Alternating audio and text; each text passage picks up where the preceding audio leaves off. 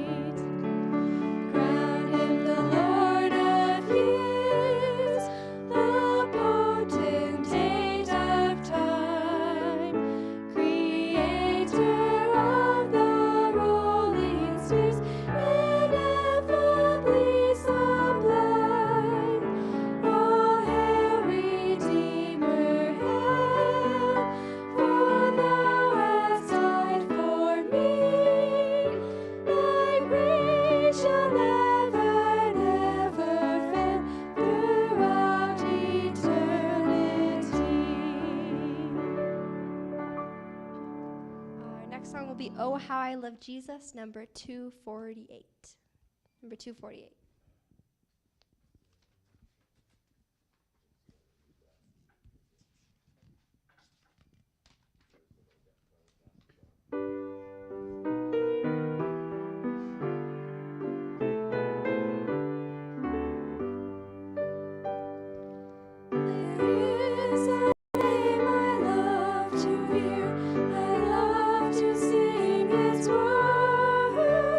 It sounds like music.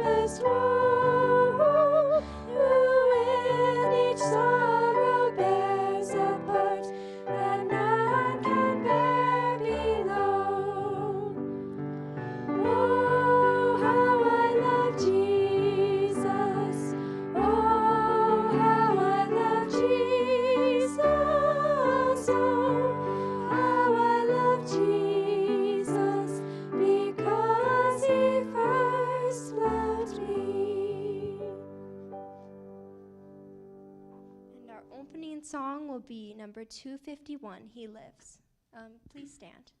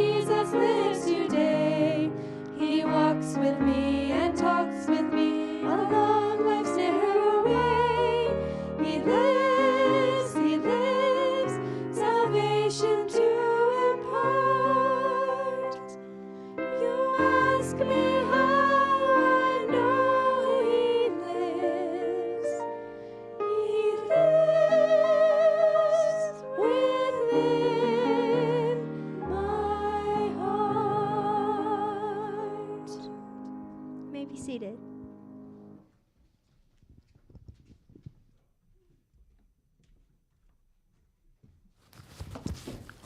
Hello, hello. Oh, it's working. All right. Well, some of you might be thinking that, hey, that's not Dr. Z up there. Where is he? Maybe some of you got a text that said it's Dr. Z tonight, right? I got that too. But he asked if I could speak tonight, and I said, of course, I would love to. I would love to. So that's why I'm here. But for those of you that don't know who my name is Jonathan Hunter. I think I've met most of you people, wonderful people, but I don't think I've met you guys yet. So good to see you here. I'm glad you came. How have your weeks been? Good? Why is that? How has God blessed you? He's taking care of my car that's broken down. So. Wow, that's important. Good. Yeah, I'm alive. Oh, wait. Well, yes, of course. Yeah. I mean, I'm blessed just by seeing you this week, right? I was in a coma 2 weeks ago. Really? Yeah. Wow. Well, praise God. I mean, yeah, it's a big deal being alive. That's a big deal. It gave me a sense of what that deep sleep's like. Yeah, oof, some deep, no Made me kidding. think about it a lot. Been thinking about it a lot. It's not so bad, it doesn't seem like. Well, we're very glad to have you. Wow. Wow. Well, compared to that, I've had a very easy week, I guess. But, okay, this week has been busy. Okay, I don't feel so bad then.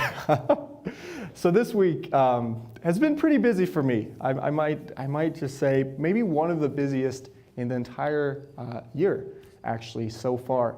One of my jobs this past year has been the event coordinator for the Student Association. And what that means is much more than I initially thought it meant. I initially thought that, oh, you just, get to spend some money in the budget, get to put on some events, give some people some food, right? I quickly learned that planning for people is like herding chickens. It's very hard, especially when you have people that like different types of food, like different types of activities, things like that. You have to take a lot in.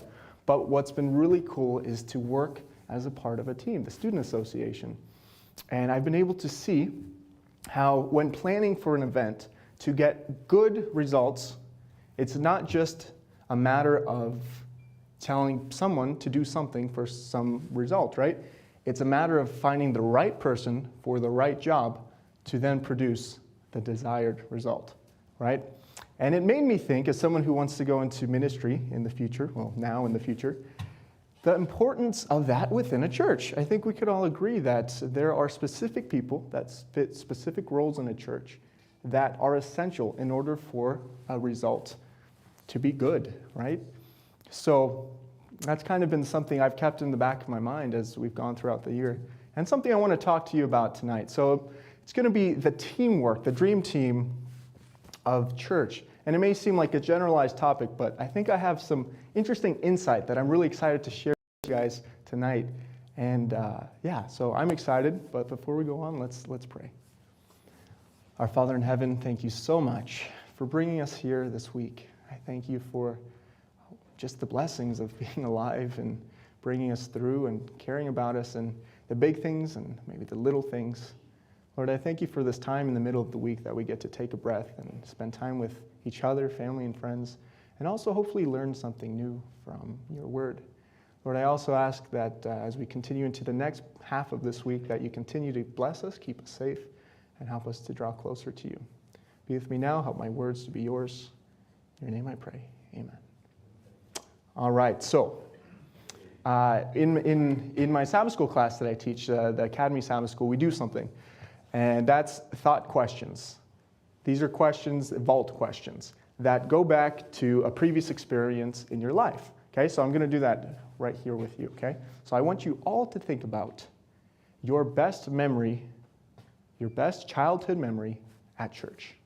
Okay, think about that for a few seconds. And then if you have one, raise your hand. We're a nice group here, so just think about your favorite childhood memory. Maybe some of you didn't have a childhood memory, but for those of you that did, what is your favorite, the most amazing or most, thought, something that comes to your mind when you think of that? I know for some it's a little further back. Yeah. Just a favorite one. One of mine was, there was this bush outside of a church that I went to when I was really young, and after church, we would go play tag around this little thing. That was one of my favorite memories. We'd play tag and see how many times we could run around before getting dizzy. It's kind of silly, but that was one of my favorites. Can you think of anything? Kylie. Yeah, of course. So my dad was a pastor, and so we would always be at the church when no one else was there, along with like the other pastors' kids, and so we would have the entire church to run around in, and it was the best feeling Empty. ever. Empty. Completely empty, yeah. Empty The churches. best hide and seek ever, yeah. That's good. Anyone else? No? Okay, so, yeah, we have one more up here. The best one. Or one of the best. Just can't decide. I was climbing the trees that were near the church, And the other one is my first memory. My mom enrolled me in VBS, and it to me was very sublime because they took all the kids to the the main church area, and we had to use the podium to participate, but it was just the kids in the church during the regular week. Oh, that's And special. I felt that it was so amazing to be there. That's my memory. Yeah, that's awesome. That's awesome. Well, okay. Yeah, we have maybe one more here. When the adults would have the Revelation seminar, one of our pastors would have the same seminar for kids, and he'd always had something called Crusader Bucks. And if you answered the questions from the night before, then you would get these dollars, and you could go spend them in his little store that he had. And every year they would have a Revelation seminar, and we'd always look forward to his crusades. Wow, okay. I have a similar story to that, probably maybe not as, my brother and I, we also went to VBS, and they used to give us they would call it, just like a Roman coin, right, with a face on it. And so they would give it to us as currency to then get a prize, something like a scarf or a shawl or something like that. And we found out he was really good with duct tape, cardboard, and aluminum foil. He found out that he could make a pretty convincing coin with aluminum foil. So we kind of learned to counterfeit, then we're stopped very quickly. But I remember coins too of VBS. Those were some highlights. But okay, so I have another question. Now let's fast forward a few years. What has been one of the highlights, or maybe a highlight memory of church for those of you that are adults from your adulthood? From maybe it could be yesterday, it could be last week, it could be a few years ago, 5, 10 years ago. What has been a highlight? Something that stood out. Maybe not the most, but something that's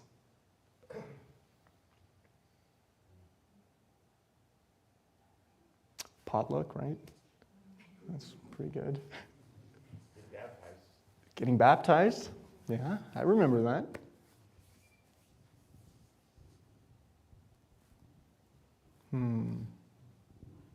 Oh, we have one over here.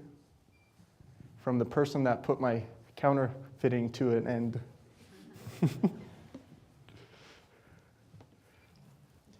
Showing up as a family, and that was always special. Just the drive to church, and then just all on the same pew, and yeah, a real blessing. I can agree with that. Those car rides were good. Okay, I have one more question. Do you remember a highlight from church when you were a teenager? I think back to that time period. Just a few years, right? Just a few years. But do you have a highlight? Or maybe it's a low light. Maybe, what is that like? Do you have a highlight? You don't have to answer. I know for me, church has been something that has been really exciting, actually. When I was young, I remember the first realization of how important church was, right? So I was 5 years old, and I was playing with, I don't think I had Legos yet. I think they were probably Lincoln Logs. I was playing with my Lincoln Logs. I remember, though, the conversation I heard, and it was between my mom and my dad. And they were talking about moving. Now, I wasn't very old, but I knew that moving meant I would leave my friends. I was like, no. They were talking about moving to a distant far land called Washington. It's like, what is Washington? We've only just gone there, and it was so full of trees, and it's a foreign magical place. I don't want to go to Washington. I like California, specifically Southern California. But they said, we're going to move. And so we moved 1,000 miles. And I was confused as to why, but the reason was because the church was that good. My dad quit his job. We ended our life in ways, in Southern California, to go 1,000 miles away to Washington, to Olympia, Washington, to go to a church with new people, new friends. But it wasn't just any church. It was a church that was thriving, a church filled with kids, a church filled with outreach, a church filled with food, a church filled with so many good things. And I quickly realized, oh, my goodness, I love church. I love church. This is really great. At a young age, I was 6, 7. And through the years, I would be so excited to go to church, to help my dad open up the church classrooms before Sabbath school started, to go help, set chairs in the potluck area and stuff like that. And I really, really looked forward to it. And then there was a gradual change, not necessarily for me, but for my friends. I realized that as I grew older, the same excitement for church that my friends had was starting to fade. And not just my friends too, but older people too. Families, even people in their 20s or 30s or 40s. And I started to wonder, I'm like, why are they leaving? Why would they want to leave the church? And that question kind of stuck in my mind, and it was really, really a neat experience. When I was younger, my family went on a trip around the United States in a trailer, in an RV. And that not only gave me so much perspective on the just expanse of America, but also gave me an opportunity to see a new church almost every weekend. Now that's something that's crazy. For almost a year and a half, I saw a new church almost every weekend. And as such, I was young, but I was old enough to kind of keep some mental notes of what was going on.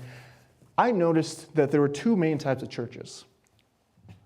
A very active church, just a friendly church, and one that kind of seemed a little bit sleepy, maybe a little dead, maybe not the place you would want to be.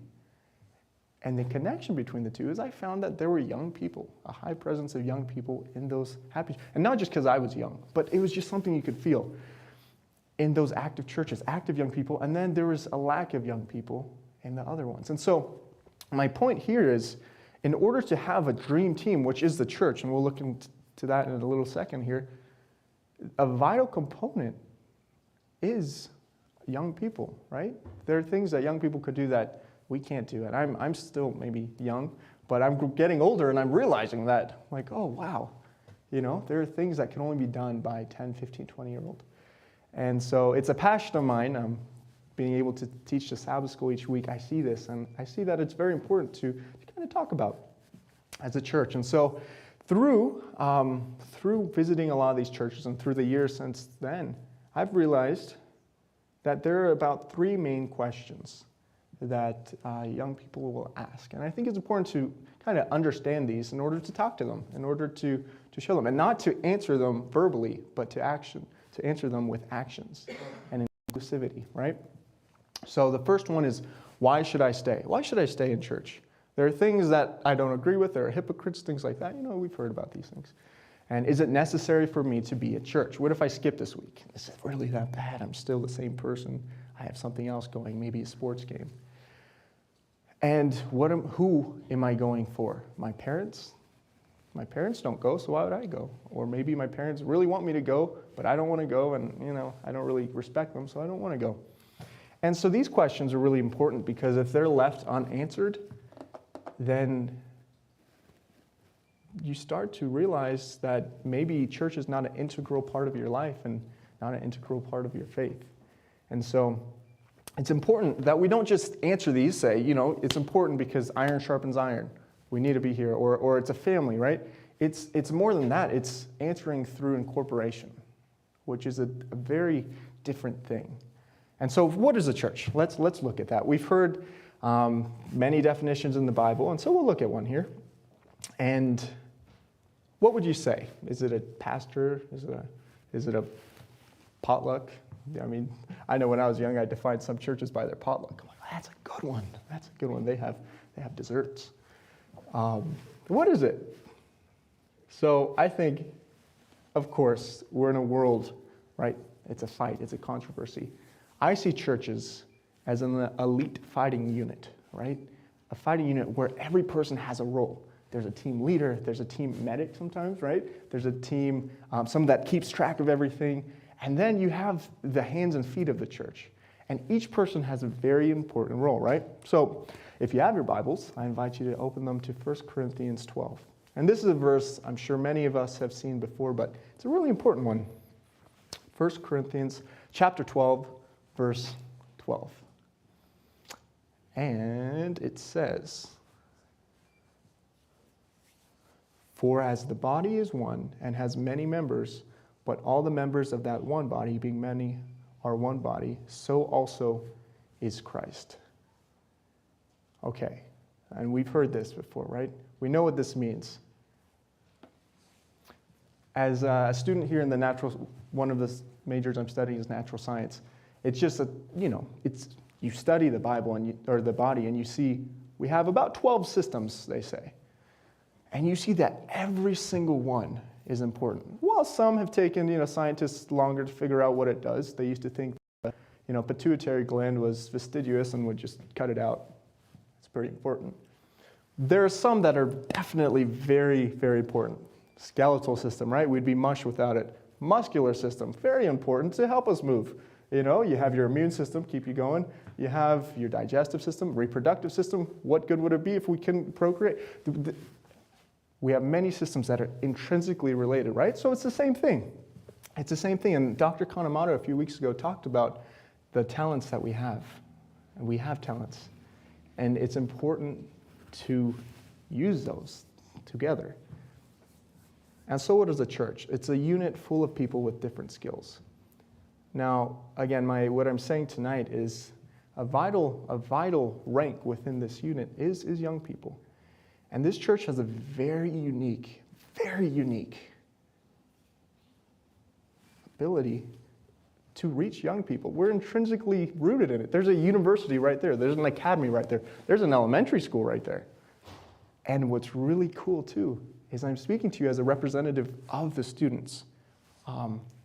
Serving them on the student association, we get to hear a lot of feedback, right? We get to hear a lot of things that they want. And it's really exciting, because I'll tell you that a lot of students really want to get to know people in the church more. They want to get to know the members. They don't just want to come and say, some of them maybe some of them do. But there are a lot that really want to be more active. But they also sometimes are a bit intimidated, and it's easier to stay with their friends. But this is a very, very special opportunity, because like I said, we have 3 levels of education demonstrated here: university, academy, and the elementary school. And it's really cool, really cool. So it's important to know generally why the questions are, because there are even people here that are starting to question these things. So why, right? Why should I go to church? I think there's a pretty simple explanation here. But Ellen White has a really cool quote here that we'll read. And it says, "The church is God's appointed agency for the salvation of man." You agree?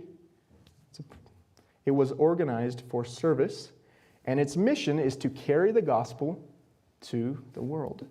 From the beginning, it has been God's plan that through his church, his fullness and his sufficiency shall be reflected to the world.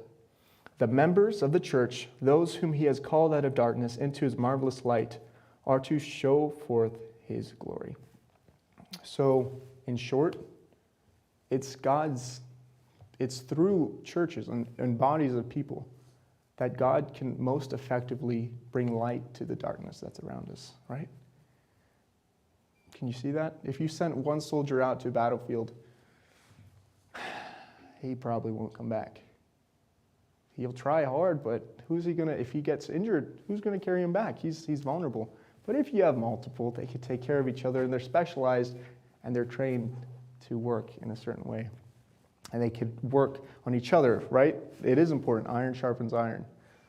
Before even an airborne division, I was talking to a former colonel, actually, and he used to jump. He was a surgeon. It was amazing. He used to jump out of planes. And he said, yeah, even though we're the most trained division for basically air-to-land jumps, beforehand, we always check each other's chutes. Even though I could do it in my sleep, I could pack my own chute. We always check each other's, because you always need that. You always need someone that will tell you how it is, that will help you out.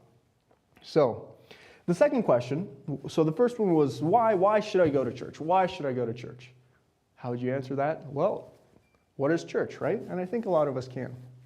Is it necessary? Well, I think it's necessary. Some people don't think it's necessary. But in Matthew 18:12, it says, "For where 2 or 3 are gathered in my name, I am with." Right? We've heard that too. So it is necessary, and I'll go into that a little bit more. And the third question is, who am I staying for?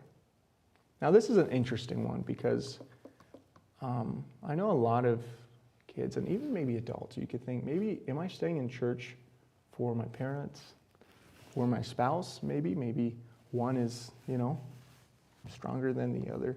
Am I staying for my friends? Am I staying for things like that? And those might not be bad reasons. But if that's the sole pull to church, as soon as one of those things goes wrong, you might leave. I really like this quote. It says, "The church is not a gallery." Oh, this is good. Oh, okay, listen to this. "The church is not a gallery for the exhibition of eminent Christians, but a school for the education of imperfect ones." Let's say it again, right? The church is not a gallery for the exhibition of eminent Christians, but a school for the education of imperfect ones. That's really cool. That's really special because there's going to be, okay, the ark, was it a beautifully smelling place? No, right? There were things in there that did not smell good. Poof. Yet it was the vehicle that provided salvation for people. It is through unity, through coming together, that they were able to make it. And that's the same thing. And that's the beautiful thing laid out before us within the scriptures. And that's something that we need to show. We need to show to every person that comes in our doors. And also especially the young people. So, it's necessary. We need to address these things. How do we do it practically, right?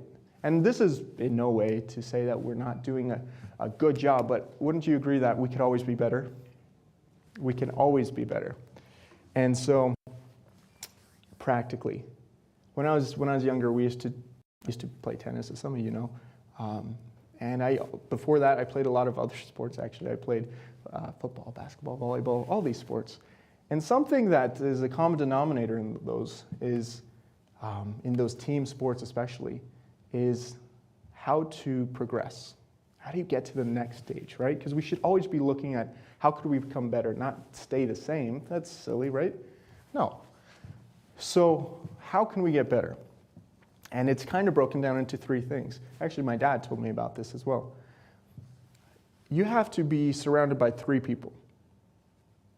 Okay? You have to be surrounded by three people. You should have at least one of these three in your circles. So you take a look at yourself. You pray, right? You know where you are, where you stand. And then through prayer and reading, you identify three people. Someone that is maybe still working on some things. Still working on some things. Maybe not as mature. Doesn't mean it's bad. Not as mature in some ways that maybe you are. And you can share with them your previous experiences. Okay? On the court or on the field, this translates to playing a team that's not as good as you. Because you get to practice things that you normally wouldn't practice. You get to practice that trick shot that you normally would be too nervous. You get to practice things and you get to excel. You get to become better and you get to help them, right? Okay, so that's the first person, right? The second person is someone who is actually more experienced than you. Someone that's gone through things, someone that has fallen before, someone that has succeeded before, someone that could tell you things that maybe you don't know. A wisdom, right? As in sports, it's playing up. It's playing against someone that's better than you, and you realize you're going to lose, but I'm going to learn something in the process maybe. That's where I want to be, right? So two people. And the third person is someone who is at the same level as you. Because there's something special about going through something hand in hand, right? Going through something where you have similar experiences and can kind of struggle together or succeed together. It's really important. And so how can we, going back to looking within the church, strengthening our unit, right? Which includes young people, which is very important. How can we do that? Well, I think it's pretty simple in that look for three people in the church. Look for three people. Look for someone that you can look up to and study with, and they could teach you. Look to someone that you could pray with, maybe closer to the same level. And then look at someone that you can mentor or help. Because let me tell you, there's a lot of kids here and a lot of students here that really would benefit from that. Not just coming to church maybe and saying hello, goodbye, and maybe recognizing that those are college students or academy students, and it's nice to see young faces in church, right? But taking an active role in saying, hey, how are you doing? How's life going right now? Because I'll tell you that there's a lot of fun stuff happening in their lives that they could really use some mentorship on and some advice on. And maybe even they might be able to give you a new perspective on things too. Maybe they might be the person that you could look to for some wisdom.